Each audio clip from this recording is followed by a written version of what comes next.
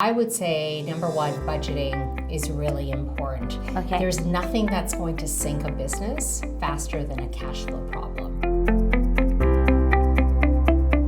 Hi, welcome to the Realtors Conspiracy Podcast. I'm here today with Saijal, and you are a financial consultant.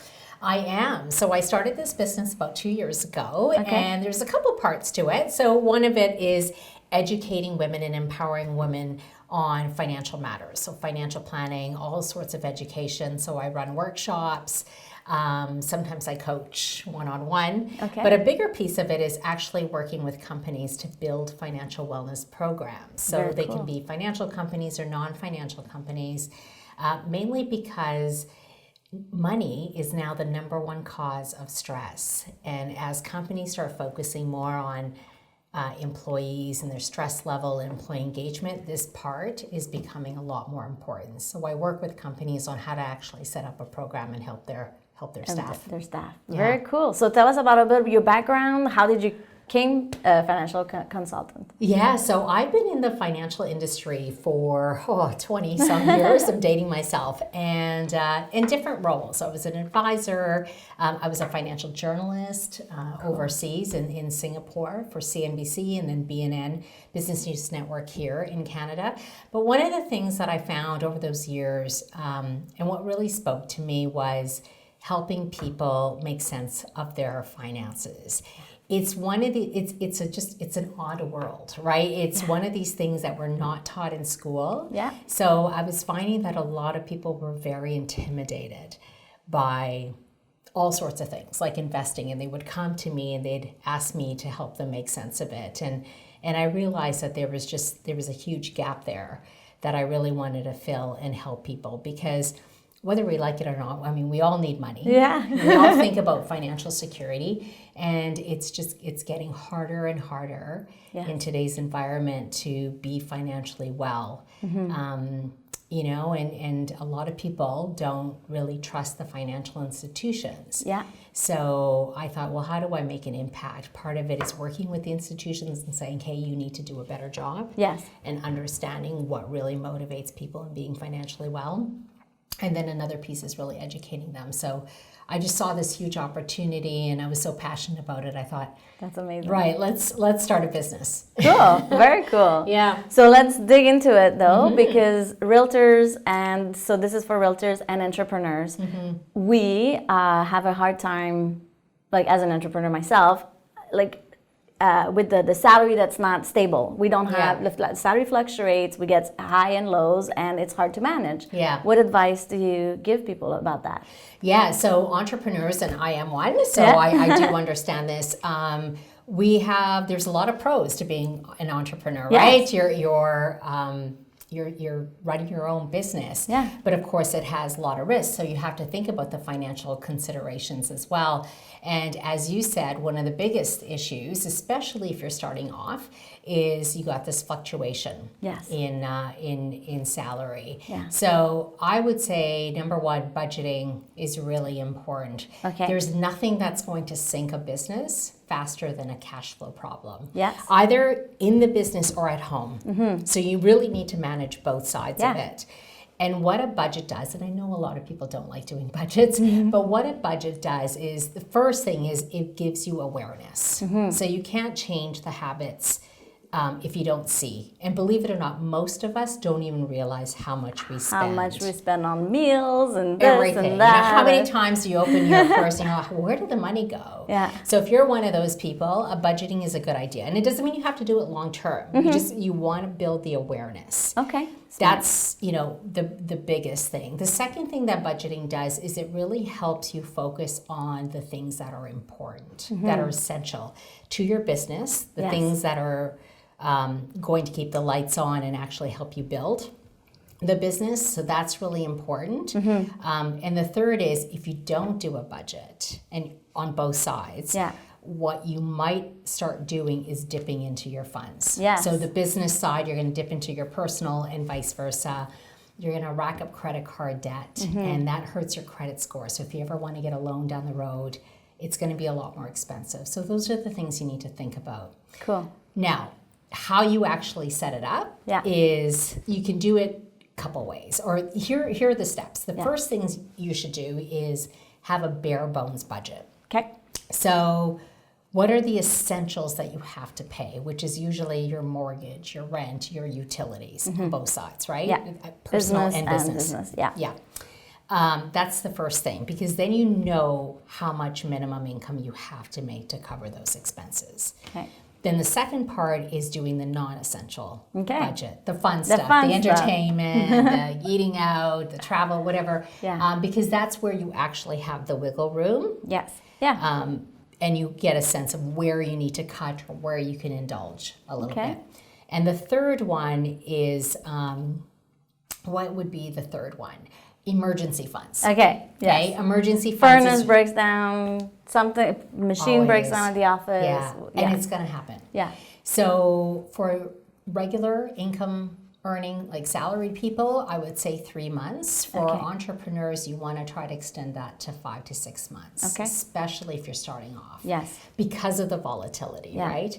And the last thing you want to set up is a fund where you can just sock away a little bit of money at a time, whether that's 5 or 10%, and that's going to go towards some of your longer financial goals. And it could be a vacation in a couple of years, or if you're planning on buying a home or retirement. A down payment, something. Yeah. So that's how you would look at it. Very cool.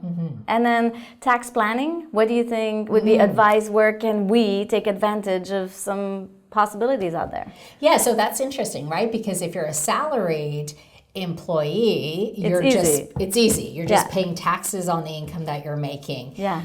When you're running your own business, you actually have a lot more tax advantages because you get more write-offs. Yes. To actually earn that money. Yeah. And you can play around with that number a little bit more to get your taxable income down. Yes. But where I would say the biggest benefit is the salary you pay yourself and when you pay it. Okay. So there's times, and I would urge anybody to really talk to their accountant about this. Yeah. But there's ways that you can play with that to actually minimize the taxes that you pay. So if you have other income coming in and it bumps you into a higher tax bracket, it might be the time where if you can afford it, you take less of a salary. The other thing is, depending on how you are set up, so if you're incorporated, you actually have the option to pay yourself dividends as well. There might be limitations, I believe there is, but you can pay yourself dividends, and dividends are even taxed even more favorably than salary. Yes. So there's ways to play with that. Okay. The one thing you do want to remember with tax planning is when you are in your own business, you have to actually at some point pay taxes and save money towards that, right? Yeah. Like a salary you don't want to be at the end of the year. Oh, I actually owe the government money, so you just want to be aware of that. Very cool. Yeah. Do you have any advice about investing in the world for your entrepreneurs and realtors? Yes. Well, I talk about investing a lot, and I run investing workshops. And I guess the main message I would say is diversify across different asset classes. Yes. Now, I know many realtors, and the tendency is going to be, and I understand it, but the tendency is going to be, well, I'll just invest in property because they know that business. Yeah, I'm not even a realtor, but just being in the industry, that's all I've seen my investment for all these years was like, oh, I'll buy a property. And then it's tangible. It makes sense to me being in the industry, but I'm interested to hear. It is, and there's nothing wrong with it, but I would urge people to think about it just a little differently, and that is think about, again, diversifying, right? So things like stocks and bonds, first of all, they're more liquid. Yeah. Right, you can't just turn around and sell a property overnight. No. I mean, if you're lucky, you can, but it takes some time. Whereas stocks and bonds are a lot more liquid. Yes. The other thing is if you keep it in a tax shelter, like your RSP or your TFSA, tax-free savings account, you get taxable. It's favorable in terms of taxes. Well, you can't put a house in those vehicles, right? So those are some of the things that you do want to think about. It's smart in the diversify because you should never put all your eggs in the same basket. So you're taking brick and mortar, investment, stocks and bonds. What else? Yeah. Well, I would say mainly those two things. Okay. And I know a lot of people will say, yeah, but the stock market is risky. Real estate is risky too. Real estate is risky too. And Yeah. stocks over the long term, the market trend is up. Yes. It doesn't mean that you can't buy large, stocks in large established companies, like your Apples or your banks and that actually pay you dividends. Okay. So the yield that you make is sometimes higher than Yeah. the investment income or the rental income that you'll earn. And you do workshops on that, on investment? On investing. Yeah.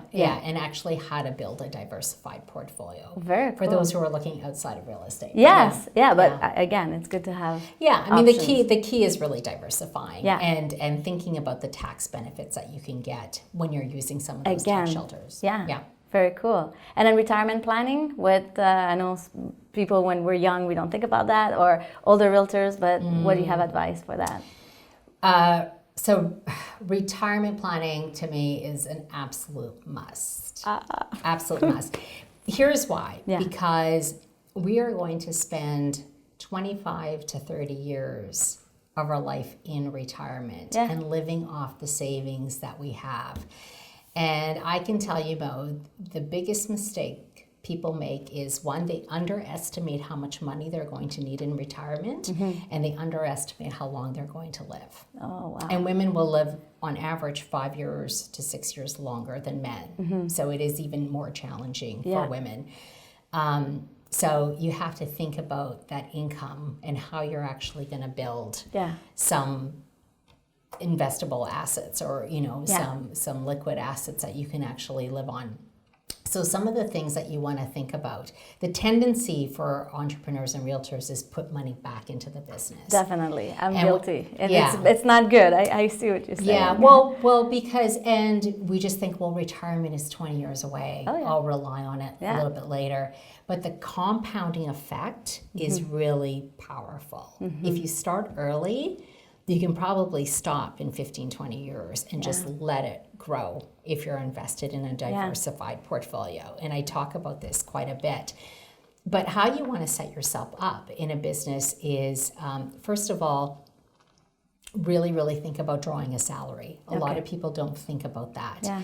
But what a salary does is when you're drawing it, it actually gives you RRSP contribution room, which is calculated based on your salary. You can't create RSP contribution room if you're not drawing a salary. Okay. So sometimes entrepreneurs forget that. So that's really important.